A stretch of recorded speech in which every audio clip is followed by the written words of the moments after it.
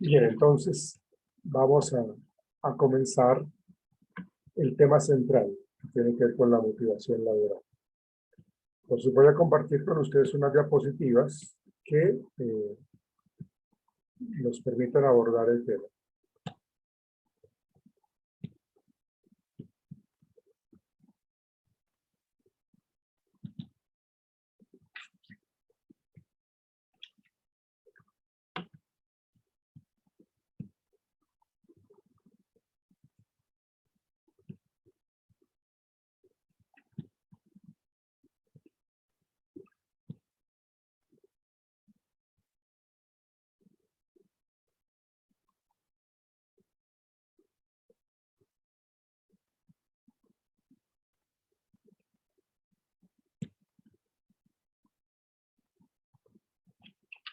¿Están viendo mi presentación? Sí, señor. Sí, señor. ¿Están viendo la pantalla completa? Sí, señor. Sí, señor. Okay, listo. Entonces, fíjense que todos los conceptos que ustedes mencionaron de la motivación, tenemos que colocarlo en este contexto laboral, ¿sí? Y es lo que nos vamos a ocupar ahorita. Permítanme entonces, cuando nosotros hablamos de esta motivación laboral, miren ustedes este dibujo que aparece allí, esta imagen, en donde hay dos personajes en el mismo contexto laboral y en donde uno tiene una percepción positiva del trabajo o del sitio de trabajo y el otro tiene una percepción totalmente negativa del trabajo o del sitio de trabajo o de la gente o del ambiente, de lo que sea. Pero aquí tenemos esos dos conceptos. Yo amo mi trabajo, me gozo mi trabajo, lo hago siempre con todo el entusiasmo del mundo. Y la contraparte es, yo detesto mi trabajo, odio mi trabajo. No me siento para absolutamente nada motivado. Qué jartera tener que venir a trabajar. Qué jartera verle la cara a todas estas personas que me caen mal en mi ambiente de trabajo. Eso es lo que encontramos, ¿sí? Por eso, una posible definición, aunque ustedes en sus conceptos, en sus opiniones, ustedes lanzaron una serie de palabras que tienen que ver con la definición de motivación. Alguien dijo que es un motor, alguien dijo que es un impulso, y realmente la motivación es eso. La motivación es ese motor que me empuja a hacer las cosas, ¿sí?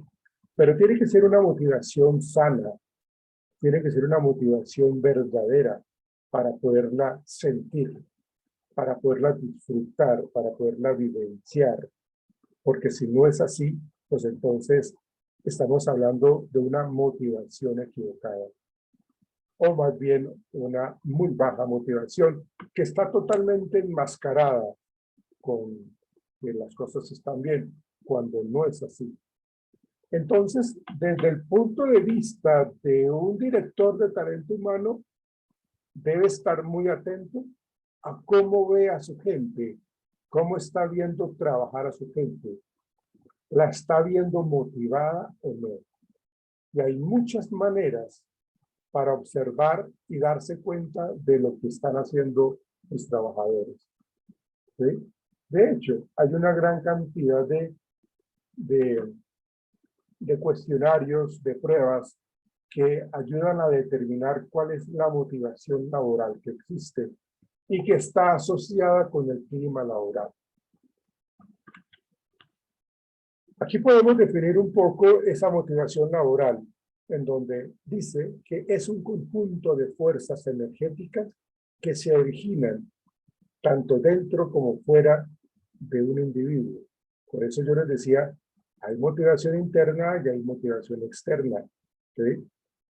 Para iniciar un comportamiento relacionado, que ahí era lo que decía Manuel, una acción, pero esa motivación debe estar allí latente y viva para poder obtener resultados. ¿Por qué? Porque estamos hablando de ese comportamiento relacionado con el trabajo y para determinar su forma, dirección, intensidad y rendimiento. Si yo en mi sitio de trabajo no me siento cómodo, no me siento motivado, pues esa dirección se va a perder. Esa intensidad se va a disminuir y ese rendimiento también se va a perder.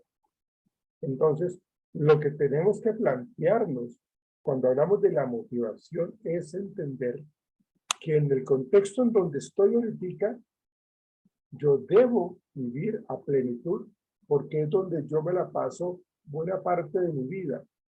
¿Sí? Entonces, vamos a centrarnos un poco en ese proceso motivacional, que en algún momento lo habíamos visto.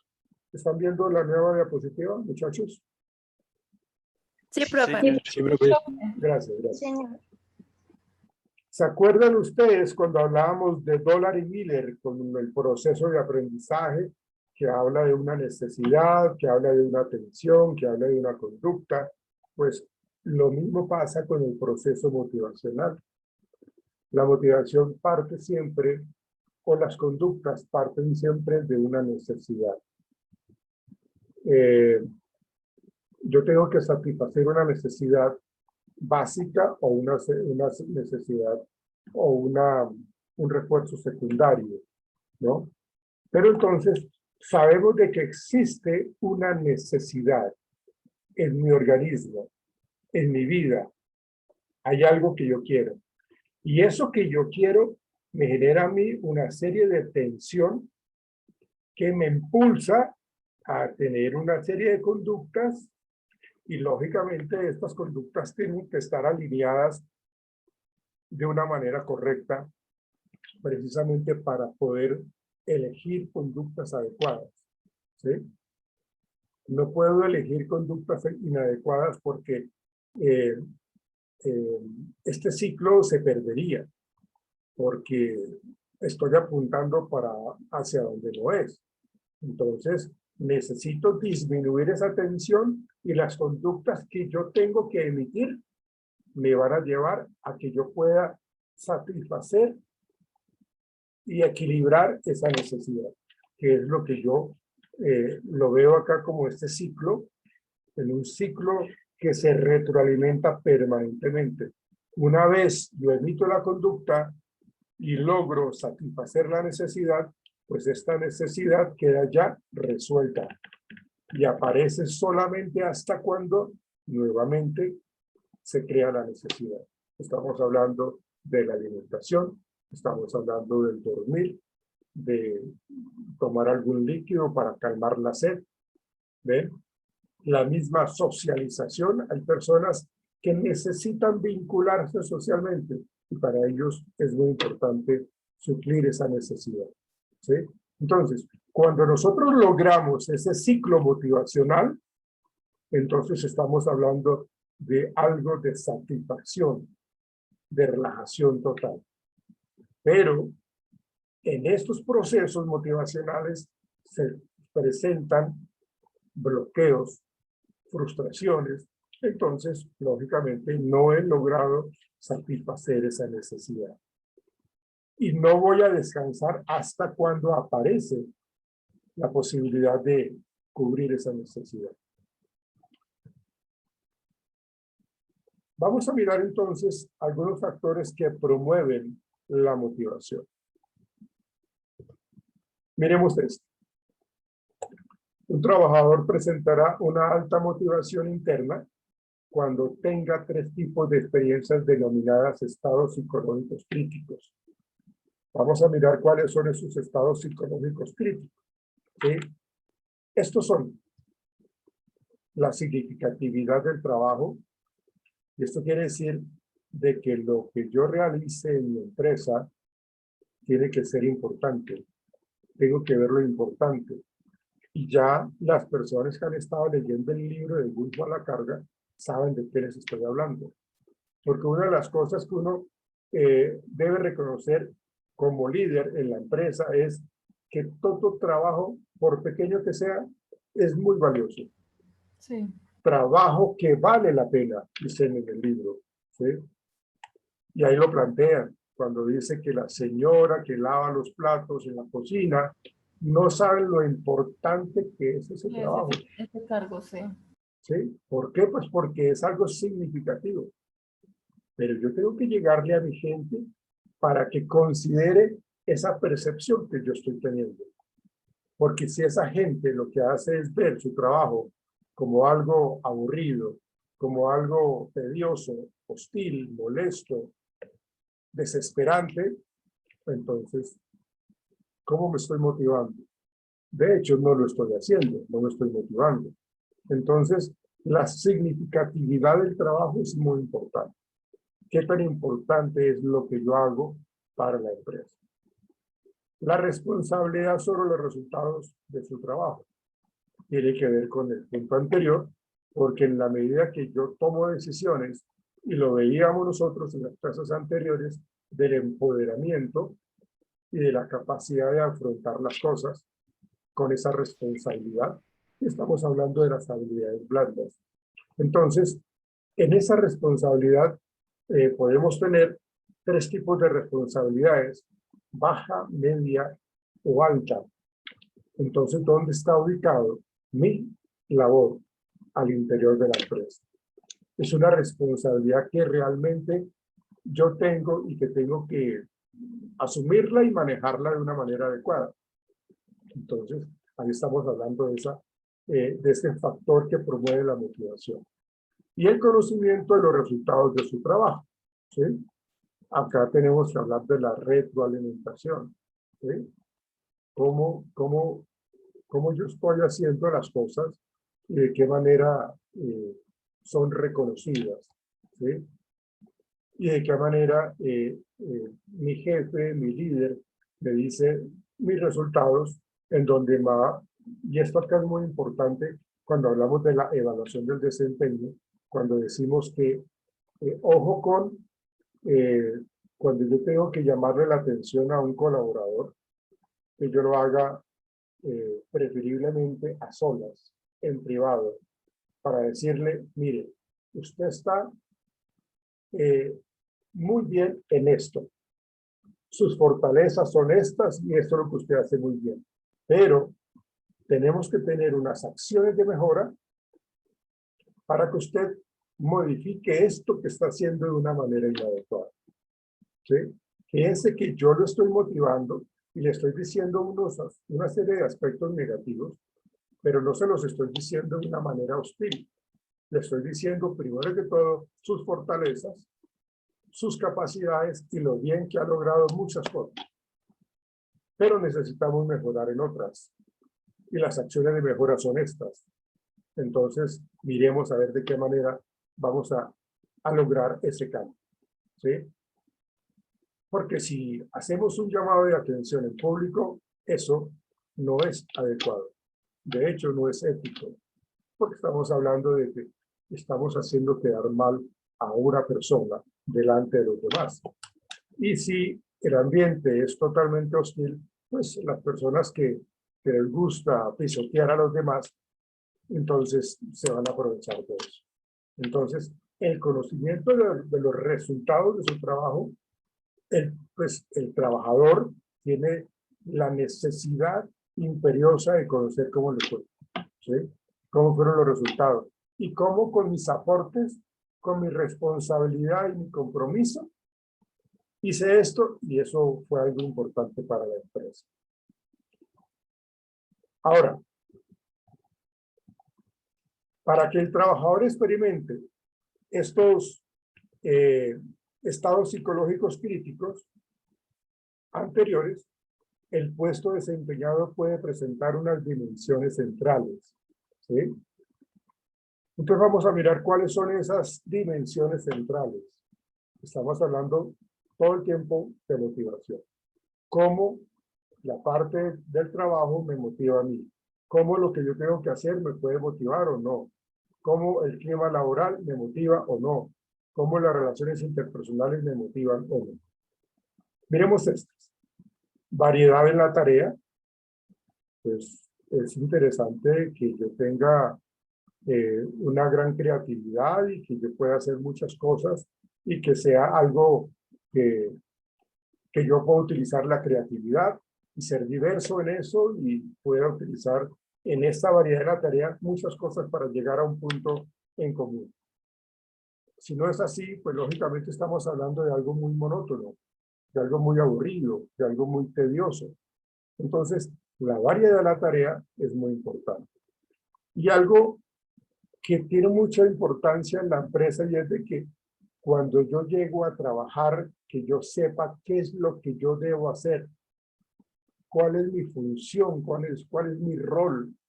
Es decir, que yo tenga claro cuál es mi identidad de la tarea. No que yo llegue y me quede desubicado porque no sé dónde debo trabajar, ni qué es lo que debo hacer, ni dónde me debe ubicar mi jefe. Si eso pasa, creo que estamos fallando. Creo que es algo erróneo que hay que corregir. Y todo esto lo tienen que interpretar y manejar y descubrir los directores de talento humano. Importancia de la tarea, que era lo que estamos viendo ahorita, la autonomía, hablamos de empoderamiento en clases pasadas, que tiene que ver con esta autonomía, porque nosotros confiamos en nuestra gente y le damos esa importancia. Y la retroalimentación. Entonces, fíjense que todo esto va a repercutir positivamente en la persona, en su aspecto motivacional. ¿Por qué? Porque hay autonomía, hay retroalimentación, una retroalimentación adecuada y todas las anteriores. Entonces, eso es algo que ayuda muchísimo a la parte motivacional. Bueno,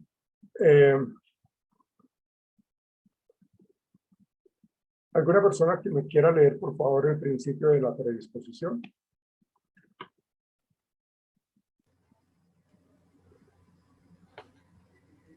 Principio de predisposición. Sí, por favor, gracias, Anet. ¿Por qué? Por él. ¿Por qué no? Esto es inaguantable por él. ¿Por qué estoy aprendiendo de esta situación? Ok, párale ahí. Mire, dice, cambiemos el por qué, pero por el por qué no. ¿Sí? Esto es inaguantable, cambiémoslo por el que estoy aprendiendo de esta situación. Siempre uno va a encontrar en el sitio de trabajo, en el ambiente de trabajo, personas supremamente tóxicas.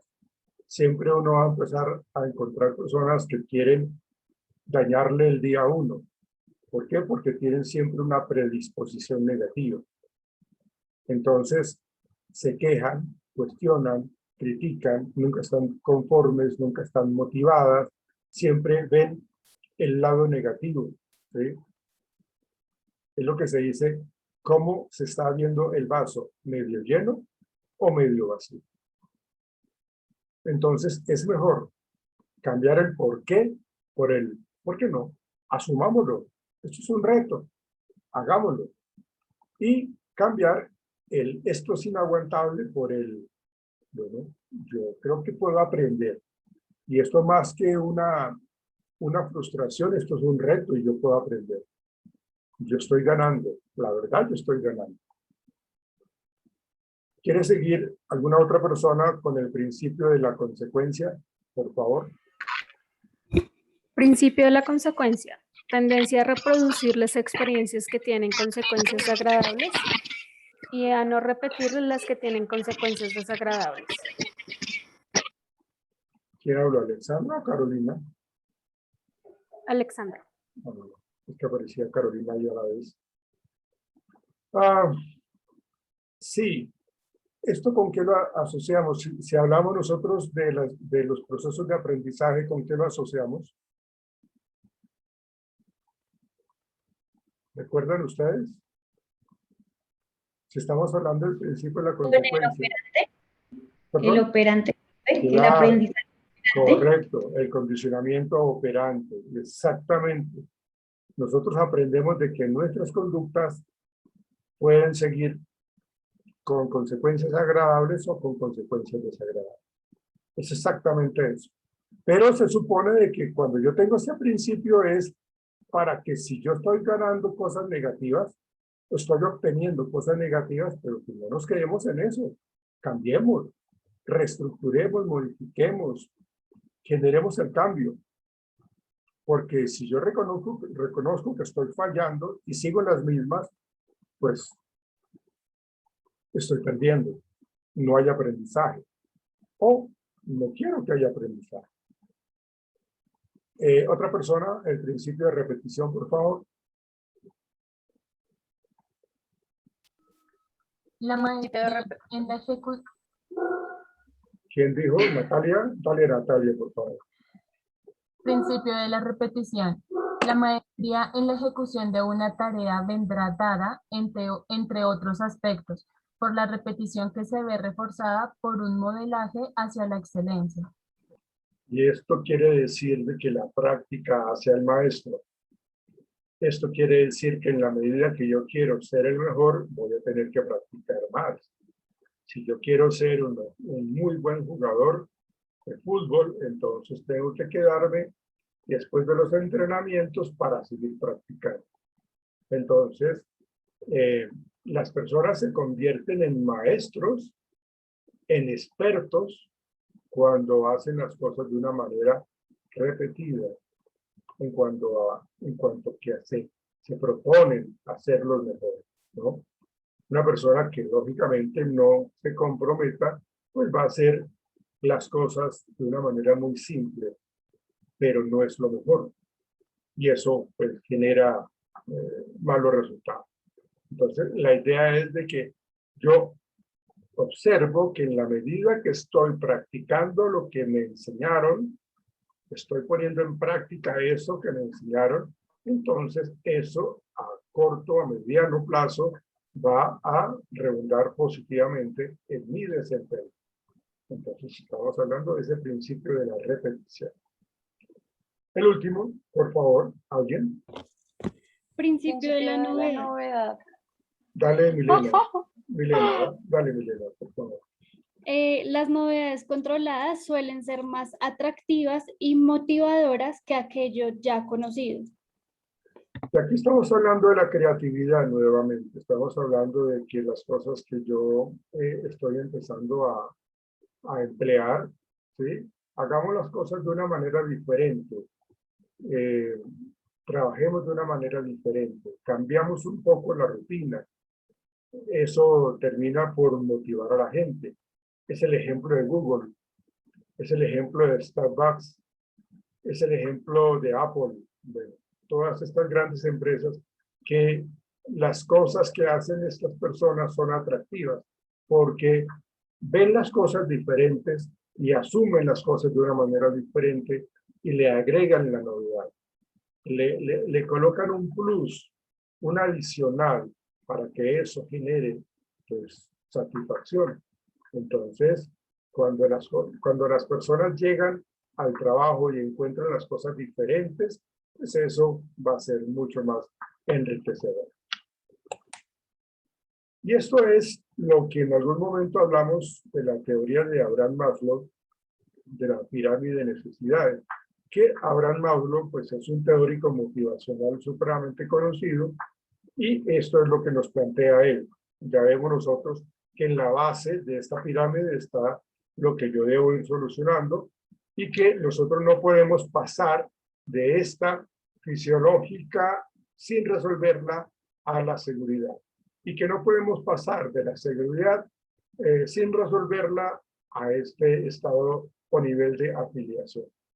No me voy a detener mucho porque ustedes ya la conocen, ya hemos hablado de ella, pero es importante entender que yo, como director de talento humano, yo tengo que conocer a mi gente en cada uno de estos.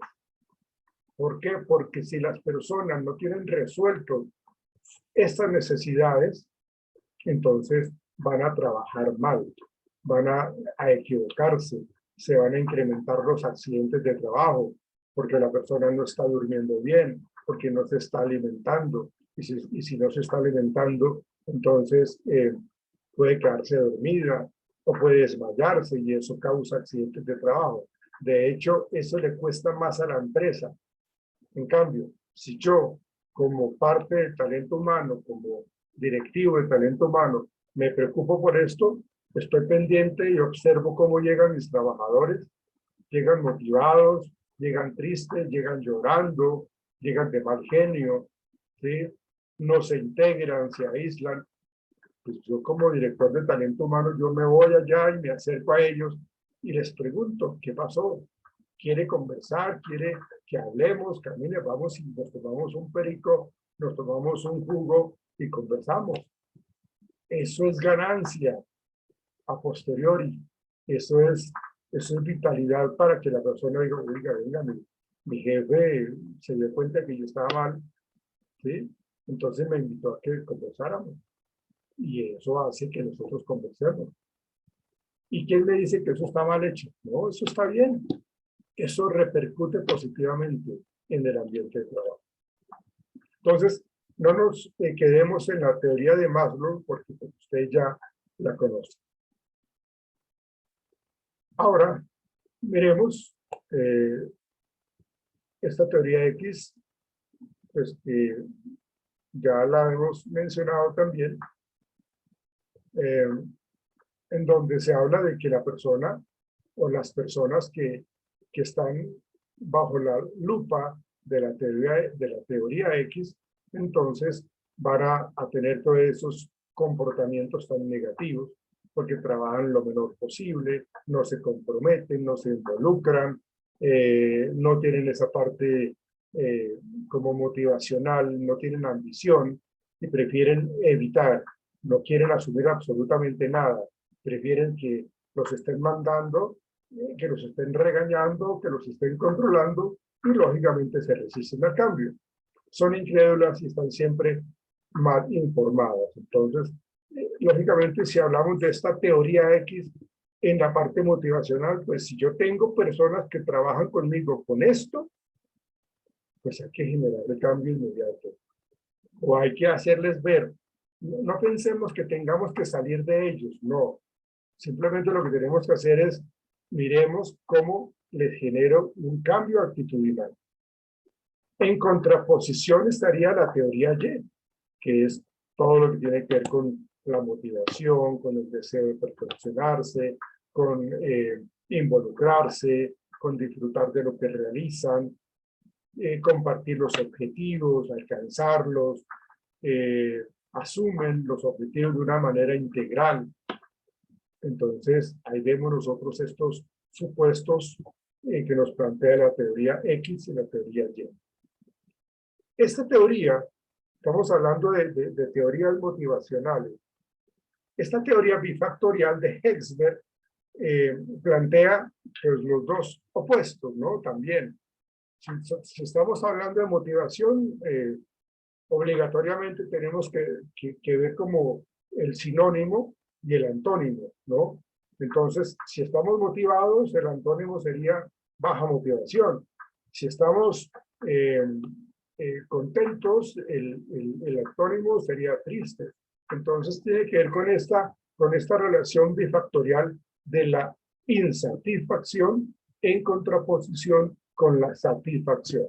Entonces, aquí hay una gran problemática porque las normas que se establecen en la empresa son excesivamente altas. Estamos cansados de la normatividad, del protocolo, de las exigencias. Entonces, están sobrevaloradas las normas, están por todo lado. Y eso genera pues, malestar, lógicamente, ¿sí? Y estamos hablando de que el jefe tiene que estar supervisando. Me molesta mi jefe y su actitud, me molesta ese liderazgo que tiene este señor. Bueno, las condiciones tienen que ver como en dónde yo tengo que llegar a trabajar, cómo es el ambiente, tiene buena iluminación, buena ventilación, tengo un fácil acceso a mi sitio de trabajo, o cuántos buses tengo que coger. Cuando ya llego a un punto, ya haces el último carro que llega hasta allá, ahora tengo que subirme en un burro o en un caballo para seguir llegar allá a mi sitio de trabajo. Entonces, ¿cómo son esas condiciones de mi ambiente de trabajo? El ambiente tiene que ver con la logística, con la estructura. y lógicamente la parte salarial de las relaciones y la seguridad. Esta parte de la seguridad tiene que ver con qué tipo de contrato me vinculó la empresa. ¿Es un contrato a término fijo menor a 2 meses? Entonces no sabemos qué va a pasar después. En la medida que la empresa a mí no me dé seguridad con un contrato mucho más estable, eso me genera mi incertidumbre, eso me genera mi pérdida de la motivación y eso hace que yo pierda también mi seguridad. Y la satisfacción tiene que ver con todo lo contrario, ¿no? Crecimiento, avance, responsabilidad, actividades plenas, reconocimiento y realización. Esta es la teoría bifactorial de Hexberg, que me parece muy interesante también. Luego hablamos de la teoría de las necesidades aprendidas de McClelland. Aquí quiero que menciona McClelland. Aquí hay una necesidad de logro. ¿Alguien quiere leerme este párrafo, por favor?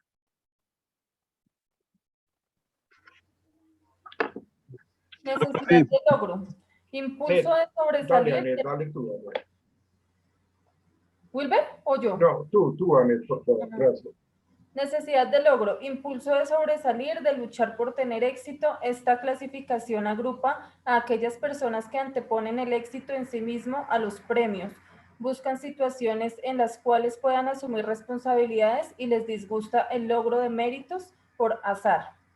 Entonces la persona que tiene esta necesidad de logro es una persona que le gusta que le reconozcan lo que hace, le gusta que lo feliciten por lo que logró, que lo reconozcan en público con respecto a esa felicitación, ¿sí? A él no le importa otra cosa más que el logro, alcanzar esos logros, ¿sí? Entonces, en la medida que sea reconocido, esa persona se siente en su salsa, se siente motivado por eso. Wilber, Señor. dale, por favor. Ok. Dice necesidades de poder, de necesidad de que otros realicen una conducta que sin su indicación no habrían observado. Las personas que la poseen disfrutan de la investidura de jefe, tratan de influir en los demás y se preocupan más por lograr influenciar que por su propio rendimiento. Ok, gracias. Igual para ti, Anet. Mira, esta parte está caracterizada porque a la persona que le gusta mandar, que su necesidad está en el poder, a esa persona no le gusta que le reconozcan nada, como en el anterior ejemplo del logro. Entonces aquí vemos una diferencia entre lo que es el logro y lo que es el poder. A una persona que le gusta el logro, no quiere que lo coloquen mandando a nadie más. O sea, no necesita estar por encima de los demás.